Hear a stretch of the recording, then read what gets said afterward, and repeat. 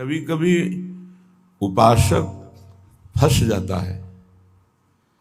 सामने वाले को प्रसन्न करने की चेष्टा में कभी कभी उपासना में बाधा खड़ी हो जाती है। ये कैसे संतुष्ट होगा? ये बहुत बड़ी कमी है। इसी को कहा गया है दया बिना साधु कसाई, और दया करी तो आफत आई। सामने वाले को परमार्थ का उपदेश करके दूर हट जाना चाहिए। वो पकड़े परमार्थ को तब तो उसको निकाला जा सकता है, और यदि कहीं कि इसको संतुष्ट करके निकाला जाए तो वो कभी संतुष्ट नहीं हो सकता। ऐसी नीच वृत्ति होती। जितना आप उसको निकालने की चेष्टा करेंगे उतना ही वो आपको दलदल में धंसाता जाएगा। ये प्रकृति का सिद्धांत है, इसलिए उपासक को निरपेक्ष रहना चाहिए, किसी की अपेक्षा नहीं रखनी चाहिए। ये अनुभूत बात कह रहे हैं। जो संतों से अनुभूत है वही हृदय में अनुभव में आता है। उपासक को यदि कभी ऐसा अवसर मिले कि किसी को भगवत मार्ग में बढ़ाना है तो वो ये ध्यान रखे कि हमें अपने को बचा करके इसको निकालना है। कहीं उसके मन की संतुष्टता के द्वारा हम परमार्थ निरूपण करेंगे तो वो कभी नहीं निकल पाएगा, क्योंकि उसका मन ये समझ जाएगा कि हमारे अनुकूलता को लेकर ये विचारवान है, हमारी अनुकूलता के लिए, बस वो आपको रौंद देगा। और परमार्थ का उपदेश दिया और निरपेक्ष हो गए और वो आप पर आसक्त होता चला जा रहा है, वो निकल जाएगा। त्रुटि यही हो जाती है उपासक से कि इसको कैसे संतुष्ट करूं, वहीं उसका पतन हो जाता है। पतन अपने आराध्य देव का चिंतन छोड़कर मांस के लोथड़े शरीरों का चिंतन होने लगता है। ये कैसे राजी रहे, वो कैसे राजी रहे, परिवार कैसे राजी रहे, भगत कैसे राजी रहे। निकले थे हरि को राजी करने के लिए और हो गया प्रपंच को राजी करना। ये बहुत सूक्ष्म बात है। ये शास्त्र सम्मत और हृदय सम्मत बात है, दोनों की अनुभूति। यदि भगवत मार्ग में आगे बढ़ना है तो किसी को संतुष्ट करने का भाव खत्म कर दे। शास्त्र सम्मत उपदेश है, पकड़ना है पकड़ो, नहीं पकड़ना है तो डूबो। तभी आप परमानंद का अनुभव कर सकते हैं, नहीं तो आपको फंसा लिया जाएगा। ये सूत्र उड़िया बाबा का है, दया बिना साधु कसाई और दया करी तो आफत आई। बीच में समझो, दया नहीं तो साधु कैसा, और दया की तो फंस गए। तो कौन सी दया आपका परम कल्याण में सहयोग कर सकती है? जो याद को ना नष्ट कर पावे। दया का उल्टा है याद। जो भगवत स्मृति में बाधा पहुंचा दे, ऐसी दया में आग लगे। भगवत स्मृति युक्त प्रियता प्रभु के चरणों में और दया जड़ चैतन्य में, तब तो निकल जाओगे। और अगर भगवत स्मृति को दया ने तोड़ दिया और उसकी स्मृति चल रही तो दुर्गति पक्की है। हिरण में इतनी स्मृति आ गई कि हरि स्मृति गई तो अगला जन्म ऐसे महापुरुष का पशु रूप में हो गया, मृग रूप में। तो बहुत सावधानी का ये परमार्थ मार्ग है। कभी कभी दया में चूक हो जाती है। ये दया बहुत बड़ी दैवी संपदा है, कोई साधारण नहीं है। महापुरुष अपने कल्याण की बात ना देखते हुए सामने वाले का कैसे मंगल हो, इस बात पर विचार युक्त रहते हैं। पर साधक को बहुत सावधान रहना चाहिए। इस दया रूपी सद्गुण से बचना चाहिए। ध्यान से इसको पकड़ लीजिए। दया रूपी सद्गुण से बचना चाहिए जब तक भगवत प्राप्ति न हो जाए। दूर से दया का भाव, दूर से हृदय में कहीं इसका भाव प्रवेश हो गया कि इस पर दया करनी है, हम बड़े दयालु हैं तो फंसा फंसाया है। भजन करने से हृदय बड़ा द्रवित हो जाता है। द्रवित हृदय में करुणा और दया की लहरें उठती रहती हैं। उसको लगता है क्या दे दूं, क्या कर दूं, कैसे ये भगवान में लग जाए। अच्छी बात है, पर व्यवहार में ये तुम्हारी बात कोई जान गया कि तुम इतने दयालु हो तो दुरुपयोग कर देगा। तुम्हारी इस दया का दुरुपयोग हो जाएगा। बहुत अच्छे से इसको समझ के बोल रहे हैं। इसलिए चाहे गृहस्थ हो चाहे विरक्त हो, यदि भगवत प्राप्ति करनी है तो दया रूपी सद्गुण को हृदय में दबा दो। बाहर से निरपेक्ष और उदासीन रहो। जब कभी भगवान ऐसी सामर्थ्य दे तो निरपेक्ष होकर के उससे कोई आसक्ति न रखते हुए उपदेश कर दिया और दूरी बनाए। नजदीकी बनाया तो फंसे, ये ऐसे है प्रपंची। नजदीकी बनाया तो फंसे, और फंसे तो तुम्हारी निंदा ये करेंगे, तुम्हारे ही विपरीत चलेंगे। बहुत सावधान। जैसे डूबने वाले को बचाने वाला जाए और चतुर तैराक ना हो, चतुर इसलिए कि अपने को बचा ले, तैराक इसलिए कि उसको भी निकाल ले, तो डूबने वाला पहला काम करता है बचाने वाले को डुबोता है और ऊपर उठ के सांस लेना चाहता है। बस ऐसे ही बहुत समुद्र में, प्रपंच में कामी क्रोधी लोभी ऐसे जो जन डूबे हुए हैं, साधु का कर्तव्य है उनको निकालना, पर परम प्रवीणता पूर्वक अपने को बचाते हुए, नहीं तो पक्का डूब जाएगा। पक्का अनुभव की बात है। संतों की जो बातें होती है वो छाती की बातें होती, पढ़ी लिखी बातों में उतना प्रभाव नहीं पड़ता जितना हृदय की अनुभूत बातों पर पड़ता है। फिर अनुभव होगा कि बड़ा इष्ट कठोर है, वो हमारी रक्षा नहीं की, हमको बचाया नहीं, हम संकट में फंस गए। तो इष्ट शास्त्रों में संतों के रूप में, गुरुदेव के रूप में उपदेश करते हैं। निरपेक्षम मुनिम शांतम निर्वैरम समदर्शनम।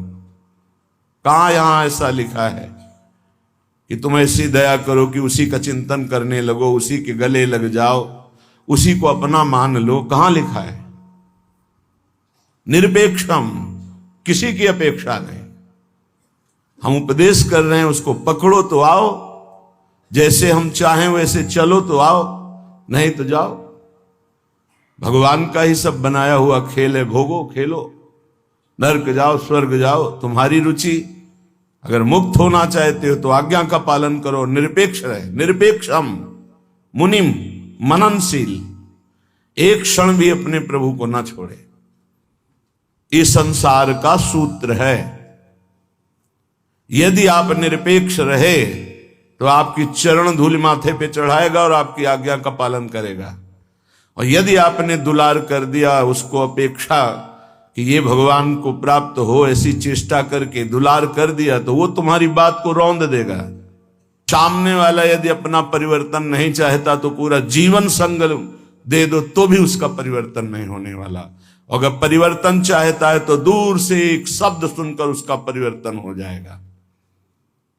साधु बहुत सावधान।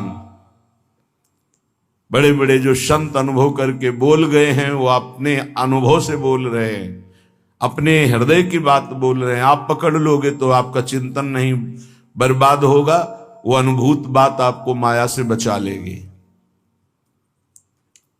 सदैव अपने इष्ट देव के विचार में रहना चाहिए। भूल ये हो जाती है कि हम उसे प्रभु न मानकर उसका कल्याण करने का ठेका ले लेते हैं, हम इसका उद्धार कर सकते हैं। भूल हो गई। हमारे प्रभु आए शिष्य का रोल करते हुए, स्वांग करते हुए, तो स्वांग मात्र करना गुरु का असली बात नहीं है। गुरु शिष्य एक ही परमात्मा तत्व विराजमान है, असली बात है। ये भूल हो जाती है। कैसे ये संभले, कैसे ये दुखों से निवृत्त हो, कैसे भगवान को प्राप्त हो।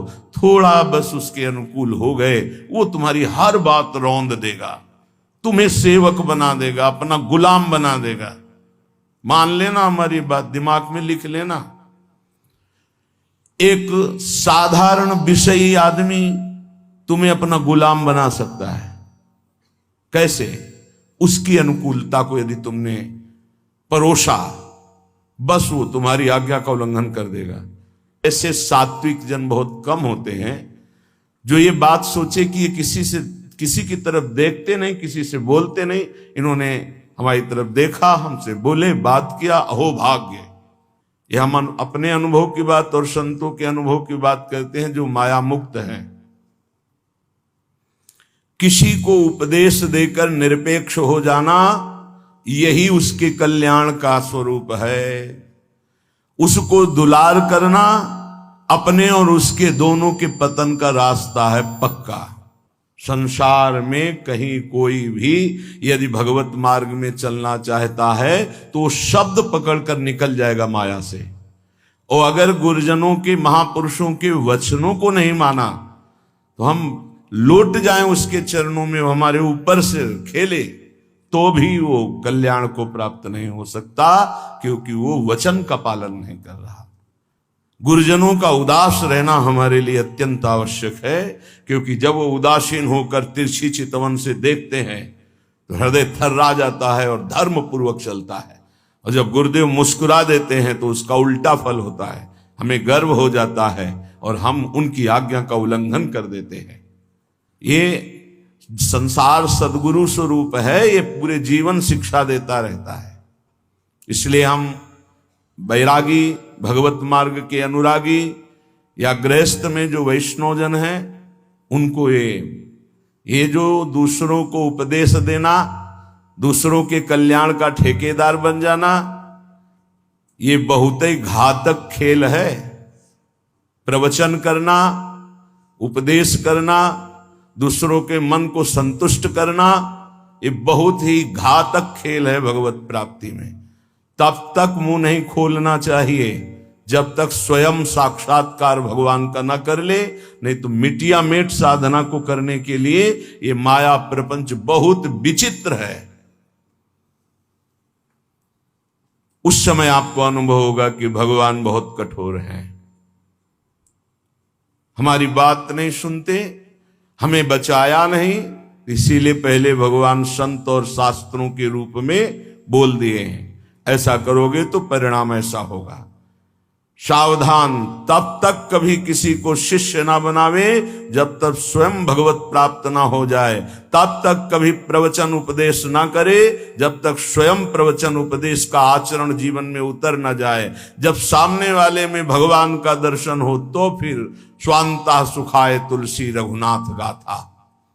अपने अंतःकरण में भगवत प्रेम उल्लसित होते हुए भगवत चर्चा, ये आत्म सुख के लिए है। नहीं तो बाधा पड़ जाएगी, पक्का बाधा पड़ जाएगी। इष्ट का चिंतन छूट करके इसको कैसे प्रसन्न करें, इसको कैसे राजी करें, इसको कैसे दुलार करें, बस इसी में अब आप विचार करो। एक संसार त्यागी वैरागी भगवान के मार्ग का पथिक प्रपंचिक शरीराभिमानी भोगी विषयी पुरुषों के संतुष्टता के लिए वो विचारवान हो गया। ये विचार है गलत। तुम्हारे विचारों का उनके विचारों में प्रवेश हो जाए और वो तुम्हारे विचार में मगन रहे, तब उनका कल्याण होगा। तुम अपने विचारों को दबाकर उनके विचार में मगन हो गए, तुम्हारा पतन हो जाएगा। इसीलिए प्रचार प्रसार के लिए सिद्ध पुरुषों का अधिकार है। श्री वृंदावन दास जी महाराज विचारत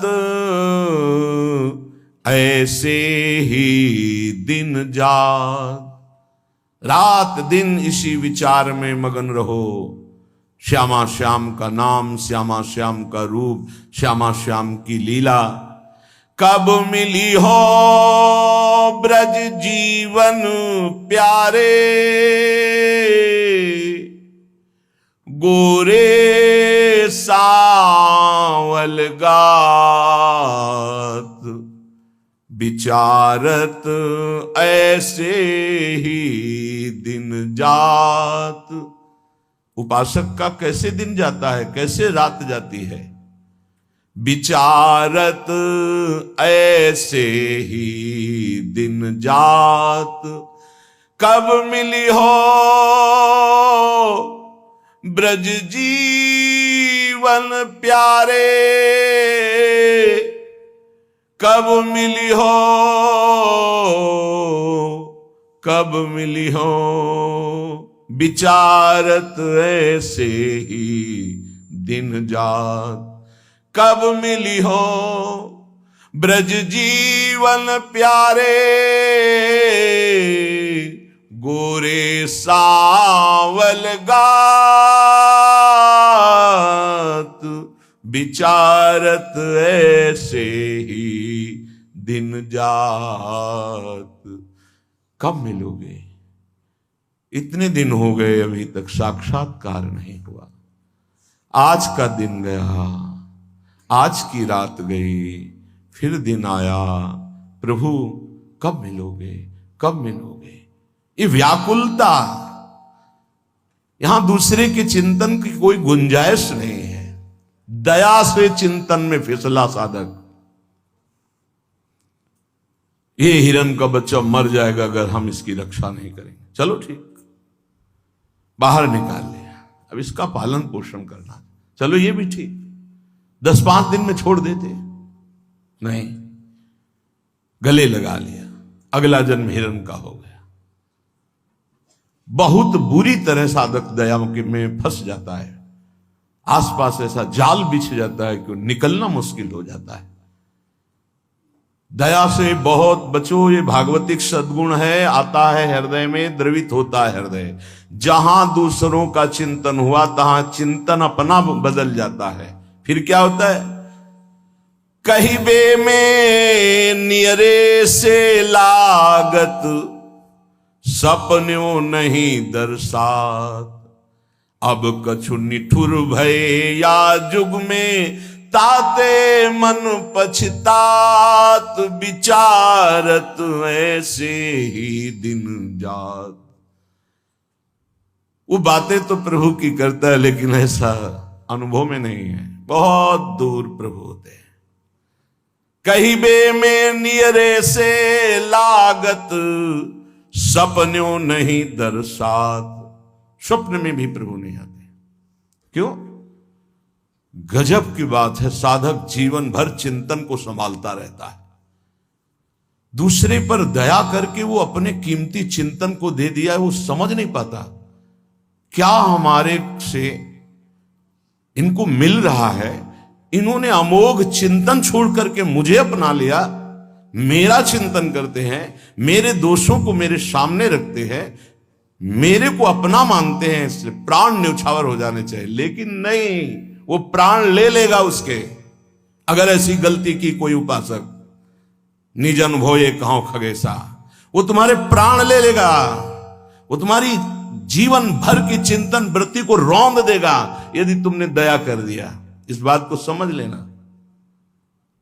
संतों का संग क्यों सुना जाता है? शास्त्रों में वही सब लिखा है, उसको अपने अनुभव से डुबो कर बोलते हैं। कहिबे में नियरे से लागत, सपने हूं नहीं दर्शात। अब करो प्रवचन। हृदय में आश्रय दूसरे का, चिंतन दूसरे का, संबंध दूसरे का, तो स्वप्न में भी आपके आराध्य देव नहीं झलकेंगे। फिर क्या हृदय कहेगा? अब कछु निठुर भय या जुग में, ताते मन पछतात। अब भगवान भी नहीं सुनते, बहुत कठोर हो गए, हमें लगता है इस युग में पहले बहुत जल्दी कृपा करते थे। हम आपको बताते हैं कलयुग में सबसे जल्दी भगवान प्रसन्न होते हैं। ठाकुर जी को जब यशोदा मैया रस्सी से बांधती हैं तो रास लीला में दर्शन करवाते हैं कि मैया ने कसम धरवानी शुरू की कि बंध जा लाला, हर रस्सी 2 अंगुल छोटी। तो उनको पता है भगत बहुत प्यारे हैं, पहले तो बड़ी कसम खवाई निज भगवान के स्वरूपों की, नहीं बंधे। फिर सतयुग के भक्तों की, फिर त्रेता के, फिर द्वापर की, जो ही कहा कि तुम्हें कलयुग के भक्तों की शपथ से बन गए। क्यों? कलयुग में बहुत कम भक्त होते हैं, विशुद्ध भक्त भगवान की। हाँ, वृष्टि शारदी कहूं कहूं हुई, जैसे शारदीय वृष्टि कहीं कहीं होती है, ऐसी भगवान की भक्ति, विशुद्ध भक्ति। विशुद्ध भक्ति में मिलावट, नाटक, दंभ, पाखंड, दिखावा, ये सब नहीं। केवल एक प्रभु से अपनापन, बहुत कम, तत्काल बन गए भगवान। कलयुग के भक्तों की जीव शपथ दी भगवान, ऐसा रासलीला में दर्शन कराते हैं। कलयुग में बहुत जल्दी भगवान का साक्षात्कार होता है, पर बड़ा कठिन है अपने मन को समेटकर प्रभु में लगाना। करुणा निधि के ही भांति कहावो, सुनत नहीं सकुचार। एक बात मान लेना, हमारे प्रभु तक आवाज उसी की पहुंचती जिसका केवल प्रभु से संबंध है। अगर दूसरा कोई है तो आवाज नहीं पहुंचेगी, तुम्हारे हृदय में ही बैठेंगे, नहीं सुनेंगे। आवाज पहुंचती है जब केवल प्रभु रहते। जैसे द्रौपदी जी, जब तक कोई और था, अपना बल था, तो आवाज नहीं निकली। क्या द्रौपदी जी के हृदय में भगवान का चिंतन नहीं होता क्या? महाभारत में लिखा है, जो ही दुशासन आया तो भगवान का चिंतन चल रहा था, क्योंकि महाभागवत कोई ऐसा नहीं कि श्री कृष्ण का विस्मरण था, लेकिन बल था पांडवों का, बल था औरों का, पुकार नहीं हुई, पुकार नहीं हुई। महाभारत प्रसंग में पढ़ के देख लेना, जो ही दुशासन गया उस समय द्वारिकाधीश भगवान के चिंतन में बैठी थी, क्योंकि रजस्वला थी। बल था कि ये सभा में ले जाएगा, 5 पति हैं, भीष्मादि महापुरुष, आश्रय अन्य होने के कारण वो केवल अंदर चिंतन चल रहा था, पुकार नहीं हुई थी। बहुत सावधानी से समझने का विषय। जब सब बल छूट गया तब उन्हीं का जो हृदय में चिंतन हो रहा था, जो ही पुकार हुआ तो चमत्कार हो गया, वस्त्रावतार भगवान का हो गया। इसलिए करुणानिधि हैं, पर वो सुनेंगे नहीं जब तक आपका कोई और है। ये बहुत जल्दी फोन नंबर लग जाता है हमारे ठाकुर जी से। नंबर है एक, बस एक। मेरे तो गिरधर गोपाल, दूसरों न कोई। बात कर लो, सब डिलीट करो। सबकी ममता ताग बटोरी, मम पद मन ही बांध बर डोरी। कनेक्शन, जय जय, तुरंत उत्तर मिलेगा। हाँ बोलो, आपने कनेक्शन है नहीं फैला। कनेक्शन तो जननी जनक बंधु सुत दारा, तन धन धाम सुरद परिवारा। तो इनसे बात करो, हरि से कैसे होगी? हरि से बात करने के लिए एक ठसक हमारे माई श्यामाजू को राज, एक मात्र प्रियाजू से अपनापन, तो अभी बात कर लो। लेकिन धिक्कार है हमारे मन को, हमारी इंद्रियों को, हमारी बुद्धि को बड़े परमार्थ के बहाने से चुराती माया। माया कोई विपक्ष बन के थोड़ी आती है, नहीं तो साधक विपक्ष को पहचान के फौरन अपने को बचा ले, वो भी चतुर खिलाड़ी है, पक्ष बन के आती है। हम इसका कल्याण कर देंगे, ये हमारी सेवा में है, ये इसका मंगल होना चाहिए। मार देगी। विपक्ष सेवा के बहाने से घुसता है और फिर मार देता है। ये बात ध्यान रखना, पकड़ लो हमारी बात को। एक परमहंस जी हमें मिले, वो आर्मी में मेजर थे, बाद में संत बने। बहुत ही हष्टपुष्ट शरीर, हमसे 1 बीता लंबे, भारी त्रिशूल हाथ में रखते थे। गौ रक्षक, हजारों गौओं को ट्रकों से छुड़ाया था। तो विपक्ष मूड मुड़ा के सफेद अचला, सफेद ऊपर, साष्टांग दंडवत उनके आश्रम में। महाराज हमारी गौ भक्ति बहुत जोर की। कसाई था, आपका शिष्यत्व स्वीकार करने आए, जो आपका नाम सुना, आपकी गौ भक्ति, तो उनका भैया बड़े भाग्य हैं आपके, बस हमें केवल गौ सेवा करनी है, आप अपनी गौ सेवा में रख लो। हजारों लाखों गौएं थी और इतनी नम्रता 1 साल में की कि सेवा में आ गया, शरीर सेवा में। हर बार साष्टांग दंडवत, हर बार जे भी, बस उसने ये स्वांग ही रचा था, जे भी शरीर सेवा में आया 2-3 दिन के अंदर वो रात्रि में दूध लेते थे 2 लीटर गाय का, उसी में जहर, जे ही पिया दूध से तुरंत अंदर, वो बड़े भागवतिक थे, तुरंत अंदर आया, तुम्हें जहर दे दिया गया। बुलाया, कहां है वो? गायब, है ही नहीं। 5 लीटर गौमूत्र पिया, हमसे एक बीता लंबे से, बस उनको यही समझ में गाय बचा सकती है। 5 लीटर जी हुई गौमूत्र पिया, 5 मिनट में ही इतनी उल्टियां हुई, सब बाहर। थोड़ी देर के लिए मूर्छित रहे, कोई डॉक्टर की जरूरत नहीं पड़ी और ठीक हो गए। एक तो भागवतिक दिव्य श्रद्धा उनकी, दूसरी गौमूत्र ने उनको बहुत सी उल्टियां करा दी। 5 लीटर, ढक्कन 2 ढक्कन की बात, इतनी गर्मी, 5 लीटर मतलब बार बार उल्टियां, तो सब बाहर निकल गया। और सामर्थ्यशाली भगवत चिंतन परायण गया न सेवा के मिस से। विपक्ष कभी विपक्ष बनकर नहीं आता, मित्र बनकर आता है। ऐसे ही साधक पक्का समझ ले, माया विपक्ष, वो मित्र बन करके आएगी, वो आपकी सेवा में से आएगी, हाथ जोड़ के आएगी और रौंद कर पैरों से चली जाएगी। कागज में लिख लो, दिमाग में लिख लो। कैसे जानोगे माया विपक्ष आ गई हमारी सेवा में? जिसके संग से प्रभु का चिंतन छूटे और उसका चिंतन बनने लगे, चाहे जिस भाव से हो, चाहे दया से हो, प्यार से हो, दुलार से हो, किसी बात से हो, बस समझ लेना ये विपक्ष है, अपना पक्ष नहीं। क्योंकि जिसके संग से प्रिया प्रीतम की स्मृति निरंतर चले वो तो अपना पक्ष, और जिसके संग से प्रिया प्रीतम का स्मरण चला जाए और उसकी स्मृति आ जाए तो जाके प्रियन राम वैदेही तजिए ताहे कोटि वैरी सम जद्यप परम स्नेही, परम स्नेही का रूप लेकर के आते। बहुत सावधान उपासक को रहना चाहिए, नहीं तो करुणानिधि प्रभु होते हुए भी तुम्हारी बात नहीं सुनेंगे, तुम्हारी आवाज नहीं जाएगी वहां तक। फिर कहोगे भगवान ने बचाया नहीं, तुमने सिद्धांत का भंजन किया, सिद्धांत के विरुद्ध चले, इसीलिए तुम मारे गए, इसीलिए तुम्हें गिरा दिया जाएगा। बाद में दोषी तुम होगे क्योंकि तुमने दया की, यहां भी और परलोक में भी। 3 जन्म लगे भगवत प्राप्ति के लिए। पहले जन्म में ही पिता भगवान थे ऋषभ देव जी, भरत जी के।